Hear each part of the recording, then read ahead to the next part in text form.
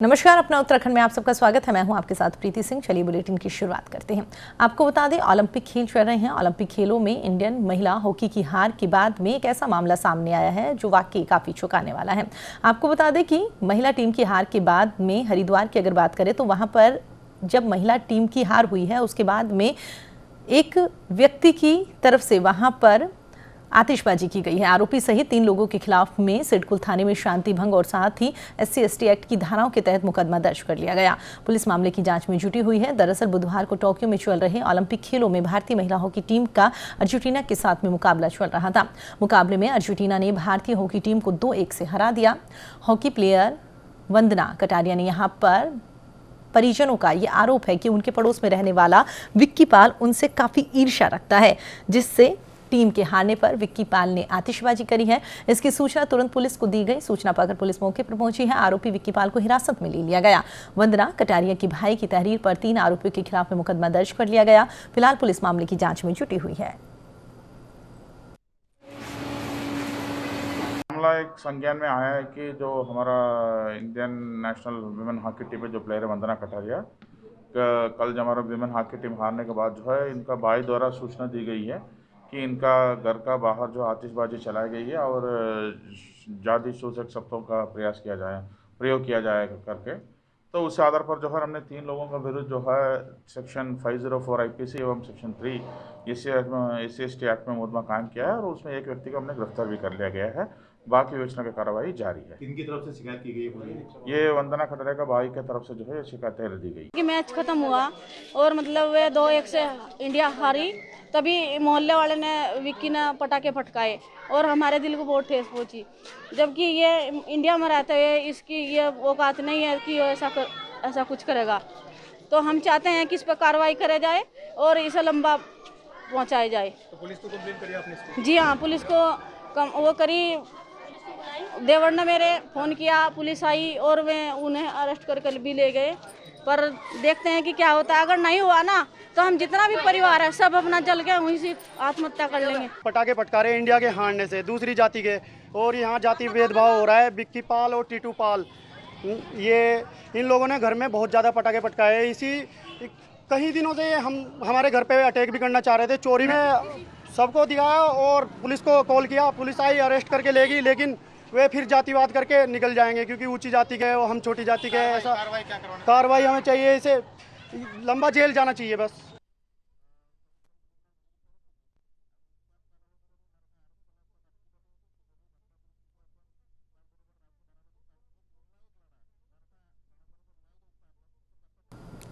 चलिए आगे बढ़ते हैं। तो आपको बता दें, इसी मुद्दे पर हमारे साथ बातचीत करने के लिए हरिद्वार से हमारे सहयोगी रुपेश वालिया हमारे साथ जुड़ गए हैं। साथ ही खेल प्रेमी डॉक्टर विशाल गर्ग हमारे साथ जुड़ गए हैं।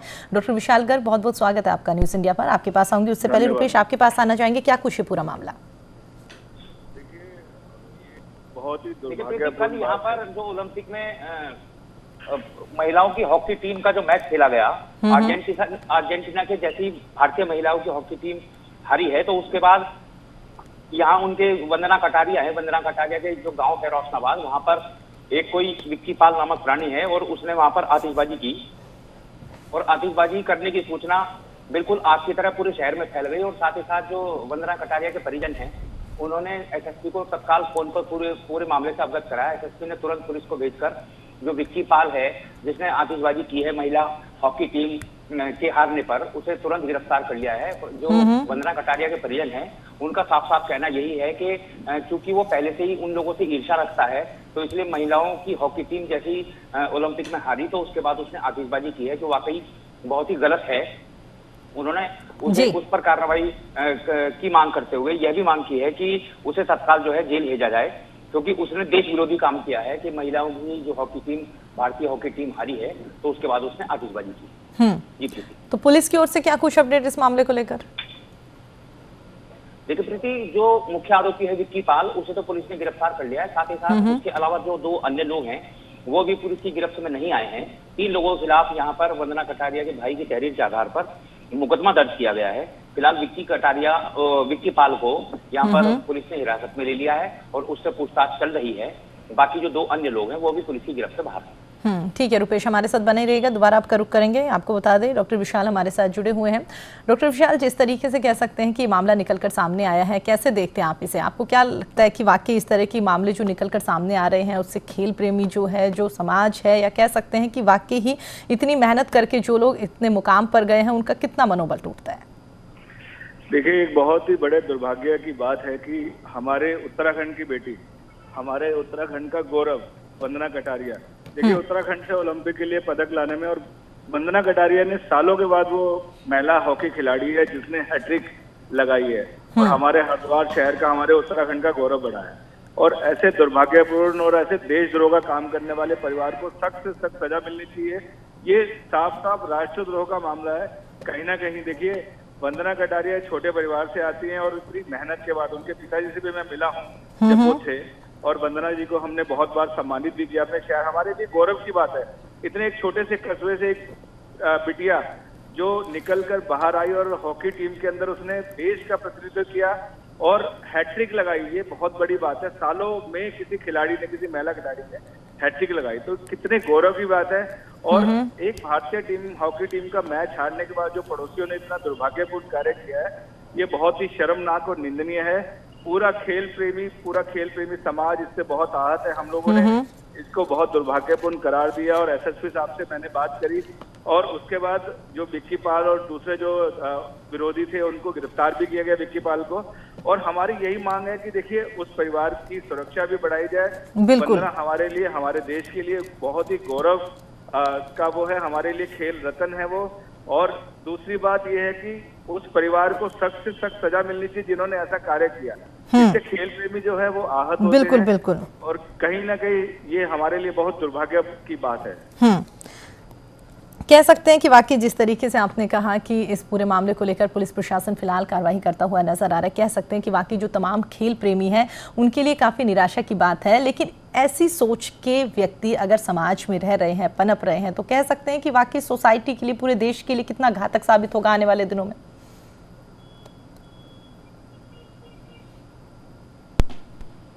डॉक्टर विशाल जी, मेरी आवाज़ सुन पा रहे हैं आप?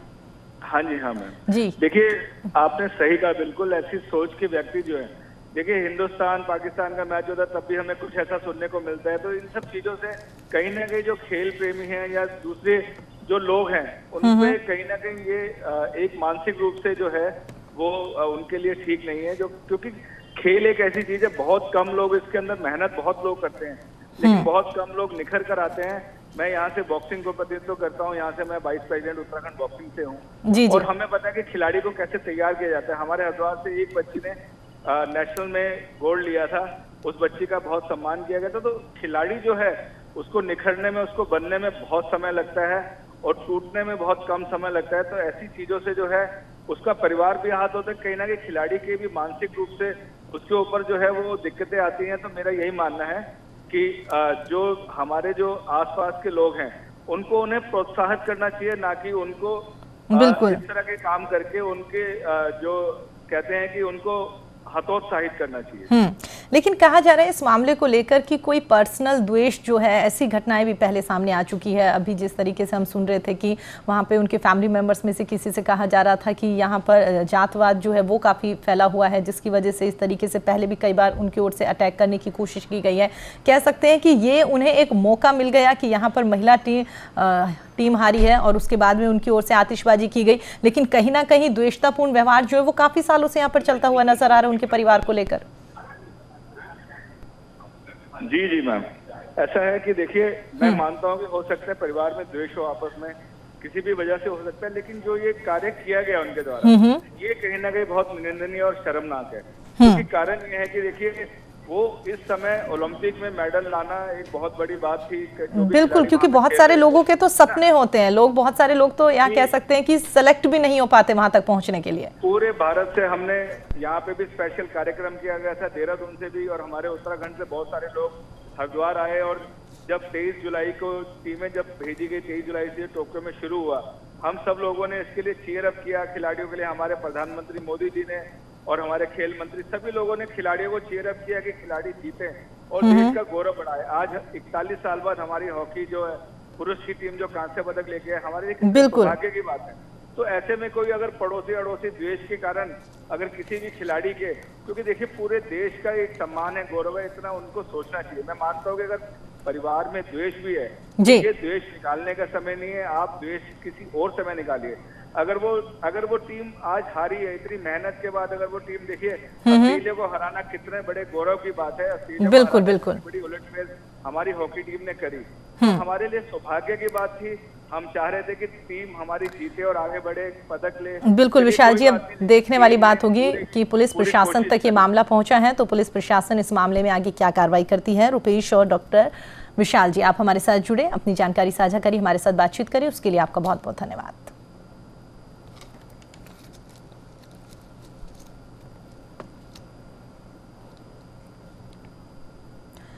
मुख्यमंत्री पुष्कर सिंह धामी ने स्वरोजगार से जुड़ी हुई तमाम योजनाएं जो हैं उन्हें लगातार धरातल पर लाने की कोशिश उनकी ओर से की जा रही है।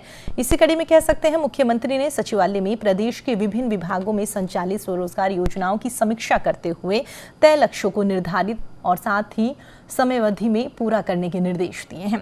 विभिन्न योजनाओं के तहत लोगों को बैंकों से लोन लेने में कोई समस्या ना हो, इसके लिए भी सभी बैंकर्स के साथ में समन्वय सुनिश्चित किया जाए। लोगों को रोजगार के लिए यहाँ पर जोड़ने के लिए और उनकी विभिन्न समस्याओं के निस्तारण के लिए, समाधान के लिए भी सभी जनपदों में यहाँ पर स्वरोजगार के लिए कैंप भी सरकार की ओर से लगाए जाए।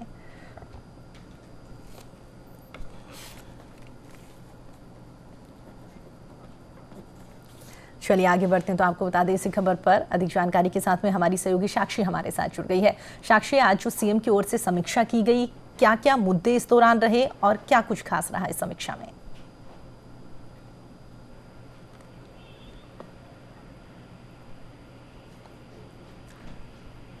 साक्षी, मेरी आवाज सुन पा रहे हैं आप?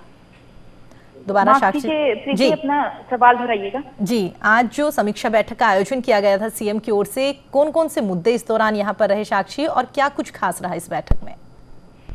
बिल्कुल प्रीति, देखिए जिस तरीके से सर्व रोजगार की तर्क पर अगर देखा जाए तो एंटरप्रेन्योरशिप को जिस तरीके से मुख्यमंत्री पुष्कर सिंह धामी का सपना है कि आगे बढ़ाया जाए, क्योंकि जिस हिसाब से रोजगार की बात करें तो उसको लेकर जो है लगातार सवालिया निशान खड़े होते हैं। तो उसको लेकर जो है सर्व रोजगार नीति पर जो है मुख्यमंत्री की ये बैठक थी, जिस पर उन्होंने किस तरीके से जो है उद्योग का स्थापना होनी है और किस तरीके से जो युवा पीढ़ी है उनको सर्व रोजगार की तरफ जो है आकर्षित करना है, सेल्फ एम्प्लॉय उनको खुद करना है, उसको लेकर कहीं ना कहीं ये बैठक थी। और उसी को लेकर क्या रणनीति होनी चाहिए और क्या स्ट्रेटेजी सरकार की होनी चाहिए, उसको लेकर जो है प्रीति आज उनकी ये बैठक थी, जिसमें उन्होंने ये बात साफ तौर पे कही है कि सर्व रोजगार के लिए 1 से 15 सितंबर तक सभी जनपदों में जो है कैंप लगाए जाएंगे, जिन कैंप के माध्यम से कहीं ना कहीं जो भी युवा पीढ़ी है उनके अंदर एक ऊर्जा लाई जाएगी, सर्व रोजगार को लेकर एक जोश जो है उनके अंदर पैदा किया जाएगा, ताकि जो लोग भी अगर बात करें जो अनएम्प्लॉयमेंट की अगर हम बात करें तो उसको लेकर जहां उत्तराखंड का स्तर सबसे नंबर 1 पे आता है, तो उसको लेकर कहीं ना कहीं जो है सरकार इस चीज में फेरबदल कर सके। और इसी के अलावा अगर बात करें प्रीति, जिस हिसाब से प्रधानमंत्री का भी ये ड्रीम प्रोजेक्ट है कि जो सर्व रोजगार है वो भारत बने, उसको लेकर भी कहीं ना कहीं कह सकते हैं प्रीति की उनकी ये बैठक थी। जी ठीक है साक्षी, आप हमारे साथ बने रहिएगा, दोबारा आपका रुख करेंगे। इसी बीच आपको बता दें बीजेपी नेता सुनीता बोडाई जी हमारे साथ जुड़ गई हैं। सुनीता जी, बहुत बहुत स्वागत है आपका न्यूज इंडिया पर। जी धन्यवाद। जी सुनीता जी, जिस तरीके से कह सकते हैं सीएम की ओर से अधिकारियों के साथ में आज समीक्षा बैठक की गई, आपसे जानना चाहेंगे समीक्षा बैठक में क्या कुछ खास रहा और साथ ही आने वाले दिनों में आमजन को किस तरीके से सरकार की योजनाओं का लाभ मिल सके, उसको लेकर किन किन मुद्दों पर चर्चा की गई?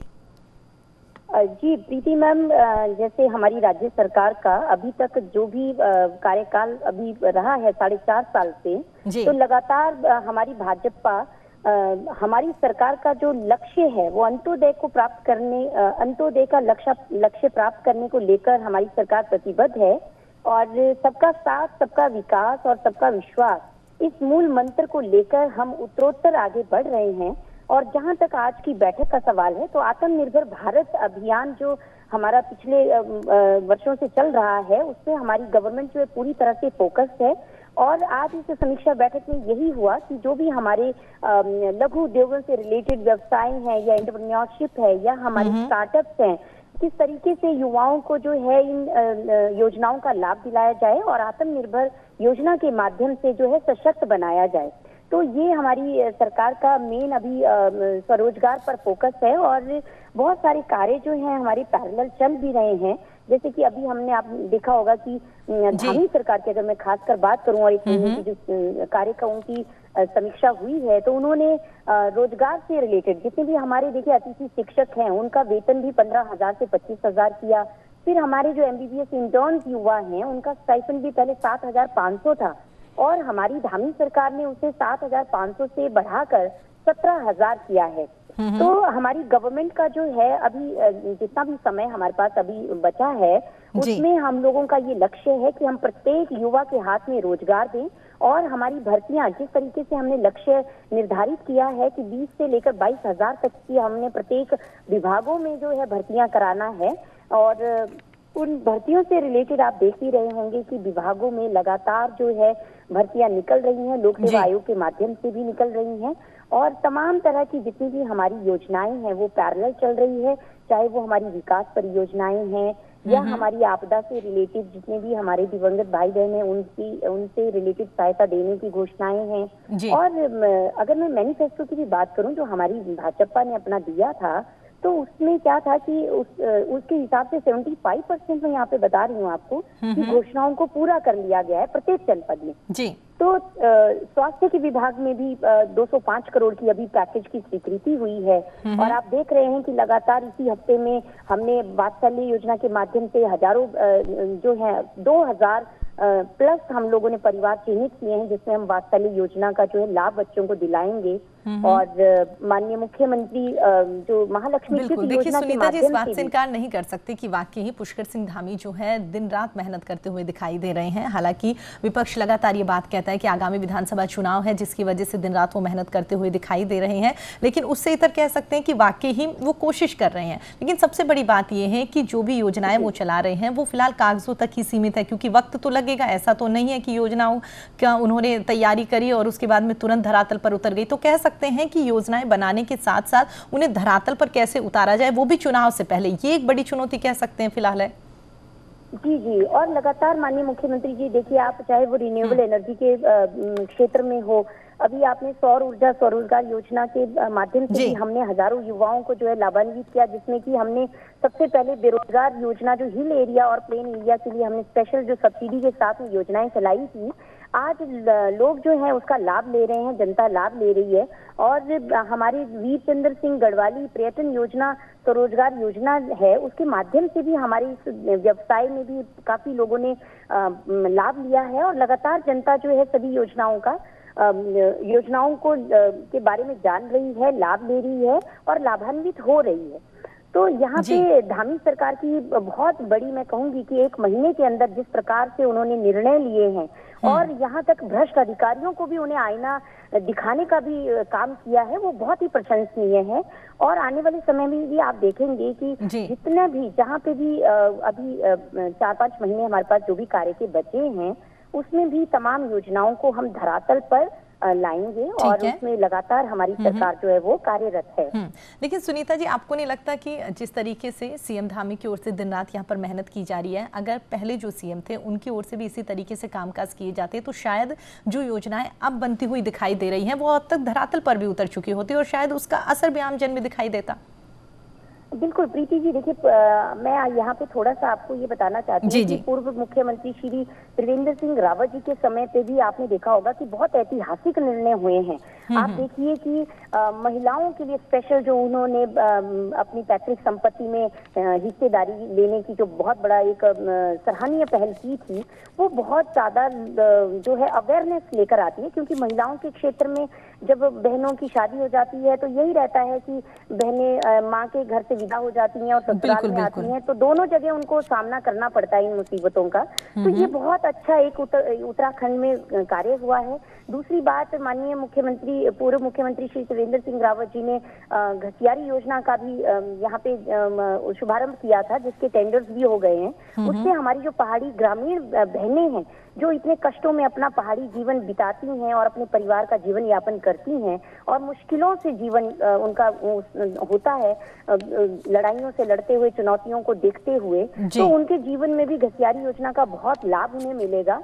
क्योंकि उससे जो समय वो बचा पाएंगी, जो जंगलों में खाक छानते, घास चुनते, वो पूरा समय सुबह से जाके शाम को दिया 2:30-3 बजे वो घर पहुंचती हैं, तो वो समय वो अपने परिवार को देंगी, वो समय वो अपने समाज को देंगी, अपने हर तरीके से महिला जो है सक्षम होगी और राजनीतिक कहूँ, सामाजिक कहूँ, प्रत्येक क्षेत्र में महिलाएं अपना योगदान अच्छे से दे सकती हैं।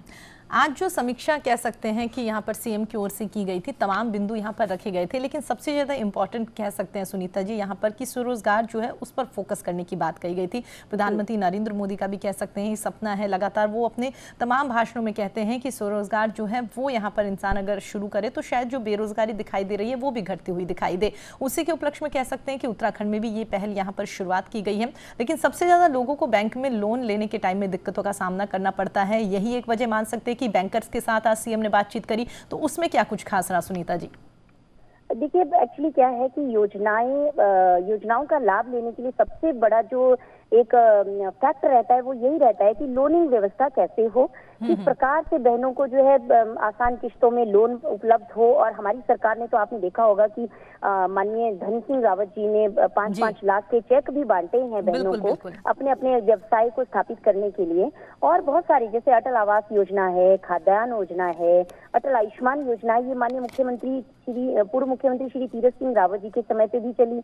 और तमाम बहुत अच्छे फैसले मैं कहती हूँ कि भाजपा ने लिए हैं और लोग ज्यादा से ज्यादा इन योजनाओं का लाभ ले रहे हैं। हमारा अभी जो फोकस है वो अब रोजगार पे ज्यादा रहेगा, क्योंकि जो हम लोग स्टार्टअप की बात करते हैं, जो हम एमएसएमई के माध्यम से लोगों को रोजगार देने की बात करते हैं, उसके लिए फाइनेंशियल जो एक फैक्ट है वो बहुत बड़ा रोल निभाता है।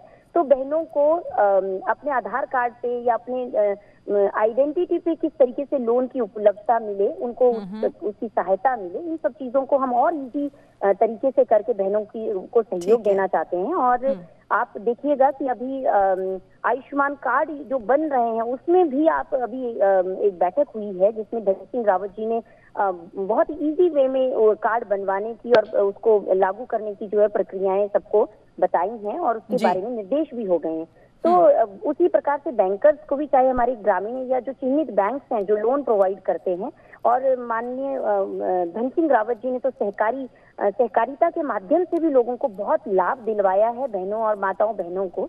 तो ये हमारा एक लक्ष्य है और हम चाहते हैं कि जितने भी हमारे उत्तराखंड प्रदेश के जो भी बीपीएल परिवार हैं या जिन्हें रोजगार की जरूरत है, प्रत्येक जो है वो इंडिपेंडेंट हो, आर्थिक रूप से इंडिपेंडेंट हो और अपने छोटे छोटे उद्योगों को, अपने यहाँ के प्रोडक्ट्स को लोगों के बीच में पहचान बनाकर लाएं, अपने लोकल प्रोडक्ट्स को वोकल फॉर लोकल जो हमने बात की थी उसके माध्यम से आगे आए और अपने प्रोडक्ट्स के साथ में एक इकोनॉमिक स्टैंडर्ड को भी रेज करें और साथ में ही अपने लोकल उत्पादों को भी बढ़ाएं।